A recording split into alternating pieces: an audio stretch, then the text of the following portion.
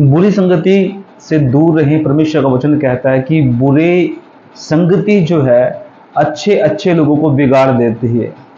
मैं आपको बताना चाहता हूं कि जिस प्रकार पतरस और बरनबास पौलुस का जब झगड़ा हुआ तो वह हम देखते हैं परमेश्वर के वचन के अनुसार वो सुसमाचार सुनाता था, और सुसमाचार सुनाते हुए वह उनका संगति जो है, जब उन्होंने यहूदियों के साथ खतना रहित लोगों के साथ संगति किया तो वह अन्य जातियों से जो है दूर रहने लगा। और जब ये बात पौलुस को पता चली तो वह बड़ा ही दुखी हुआ, क्योंकि हम खाते पीते खतना रहित लोगों के साथ हैं लेकिन दिखावा करते हैं कि हम अन्य जातियों से दूर रहे।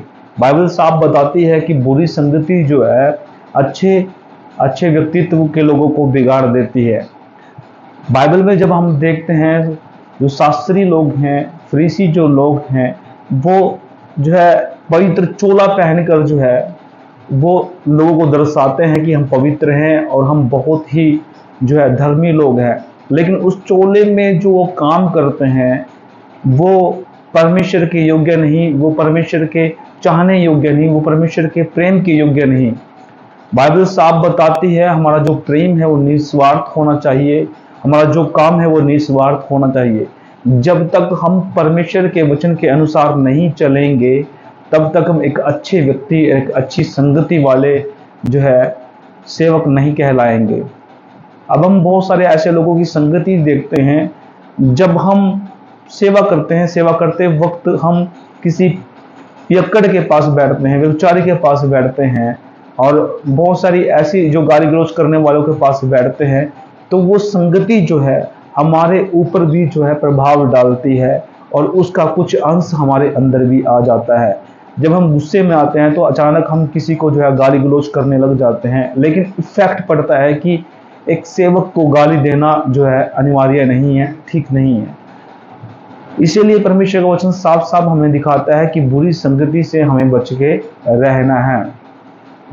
अब एक सेवक जो है दो पत्नी का पति ना हो, चोरी करने वाला ना हो, झगड़ा करने वाला ना हो, ईर्ष्या ढाक करने वाला ना हो और अच्छे घर का प्रबंधक हो। अगर ये व्यक्ति अच्छे घर के प्रबंधक ना हो, चोरी करने वाले भी हो, झगड़ा करने वाले भी, पीने वाले भी हो, तो ऐसी संगति से दूर रहें, ऐसे सेवक से दूर रहें जो आपको जो है एक अच्छा चारा, एक अच्छा वचन, एक अच्छी रोटी नहीं दे सकता। बुरी संगति इसीलिए जो है परमेश्वर ने कहा कि बुरी संगति से दूर रहना। बाइबल में साफ साफ बताया कि जब यूहन्ना के पास फरीसी लोग, शास्त्री लोग पहुंचे तो उसने क्या कहा कि क्या तू परमेश्वर का पुत्र है? उसने कहा नहीं। क्या तू एलिया है? क्या नहीं। क्या तू नबी है? उसने कहा नहीं। तो इस प्रकार से जब उसने सुसमाचार करते हुए उसने अपने आप के व्यक्तित्व को बताया, लोगों को सामने बताया कि मैं ना तो एलिया हूँ, ना मैं कोई नबी हूँ, ना मैं जो है परमेश्वर का पुत्र हूँ, मैं तो एक छोटा सा सेवक हूँ जो सुसमाचार को बांटने, उसके राज्य को फैलाने आया हूँ, उसके राज्य का सुसमाचार करने आया हूँ। अगर व्यक्ति ये कहे कि मैं तो बहुत बड़ा सेवक हूँ और उसके पास एक भी भेड़ नहीं है, तो वो एक जो है बुरी संगति का जो है दृश्य है, एक बुरी संगति के लगाव में पड़ गया है। इसी प्रकार परमेश्वर का वचन में साफ साफ सिखाता है कि जैसा मैं पवित्र हूँ तो वैसे तुम पवित्र, रोमियो की पुस्तक में लिखा है, जैसा मैं पवित्र हूँ वैसा तुम पवित्र बनो। पवित्र बनने के लिए एक सेवक का, एक विश्वासी का जो है हमें संगति करना है। जब हम लोगों के पास, प्रेयर करने वालों के पास बैठेंगे, वचन बांटने वालों के पास बैठेंगे, तब एक अच्छे सेवक, एक अच्छी संगति करने वाले व्यक्ति बनेंगे। अगर हम दारू पीने वाले की, बीड़ी पीने वाले की, सिगरेट पीने वाले की संगति करें तो कुछ ना कुछ उसके अंदर अंश हमारे अंदर भी आएगा। इसीलिए बुरी संगति से दूर रहना। अगर आपका जो है आसपास का पड़ोस कोई विचार करने वाला है, बुरा बोलने वाला है, ईर्ष्या करने वाला है, उन लोगों से बच के रहे, क्योंकि परमेश्वर ऐसे लोगों से घृणा करता है और ऐसे लोगों से जो है परमेश्वर प्यार नहीं करता, उनको बचाना चाहता है। लेकिन अगर हम एक सेवक होने के नाते हम चोरी भी करें, विचार भी करें और झगड़ा भी करें, ईर्ष्या भी करें, ढा भी करें, तो ऐसे लोग जो है परमेश्वर के घर में नहीं जा सकते, ना ऐसे लोग परमेश्वर के सेवक हैं।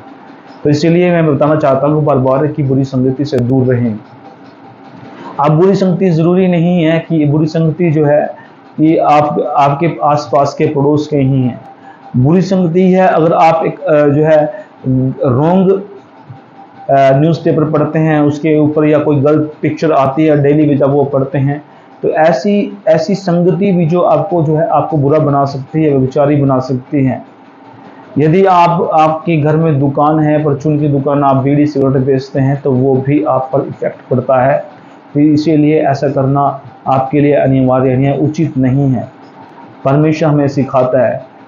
बाइबल में हम बहुत सारी जगह देखते हैं परमेश्वर यीशु मसीह जब 4000 या 5000 व्यक्तियों को जब खाना खिला रहे थे, तो चेलों ने कहा कि हमारे पास तो कुछ भी नहीं है, भीड़ को विदा कीजिए। परमेश्वर को तरस आया उनके ऊपर, और परमेश्वर ने कहा कि नहीं, ये भूखे हैं, लाचार हैं, और हमारे से कुछ आशा रखते हैं, हमसे कुछ आशा रखते हैं। तो परमेश्वर ने उन पर दया दिखाई और उनके लिए जो है खाने का जो है इंतज़ाम किया, और इंतज़ाम करके परमेश्वर ने इसको खाना खिलाया और फिर भीड़ को विदा किया। इस प्रकार से परमेश्वर जो है, परमेश्वर ने उस संगति का दृश्य चेलों को भी दिखाया, तुम्हें भी ऐसा करना है। अगर हम ऐसा नहीं करेंगे तो हम एक अच्छे मसीह और अच्छे चेले नहीं कहलाएंगे, एक अच्छे सेवक नहीं कहलाएंगे। हमें ऐसा करने के लिए जो है अच्छे लोगों की संगति करना है, ज़्यादा से ज़्यादा बाइबल पढ़ना है। बाइबल हमें क्या सिखाती है, क्या पहनना है, क्या खाना है, कहाँ बैठना है, कितना बोलना है, ये सब जो है बाइबल हमें सिखाती है। अगर आप किसी घर में जाते हैं और घर में जा कर के जो कहें कि आप किसी को मुर्गा बनाइए, या किसी को कहीं मछली बनाइए, किसी को मटन बनाइए, अगर उसके पास खाने के लिए पैसे नहीं हैं और आप घर में जाकर ऐसा प्रेशर करते हैं, तो ये भी एक अच्छे सेवक के लिए जो बेहतर नहीं है, उचित नहीं है। तो परमेश्वर का वचन में सिखाता है कि जिस प्रकार परमेश्वर ने कहा कि यदि तू किसी के घर में जाए तो आधा पेट खाकर जो है उठ जाए, ये एक सेवक के लिए उचित है। और परमेश्वर का वचन भी यही कहता है, क्योंकि जब हम जाते हैं तो उनके घर में आशीष देने के लिए जाते हैं, ना कि हम उनको श्राप देने के लिए, ना कि हम उसको तंग करने के लिए। अब बहुत सारे ऐसे लोग हैं जो गरीब तत्व के जो लोग हैं, जिनके पास खाने के लिए पैसे नहीं होते, लेकिन हम उन्हें आशीष देने के लिए वहाँ जाते हैं।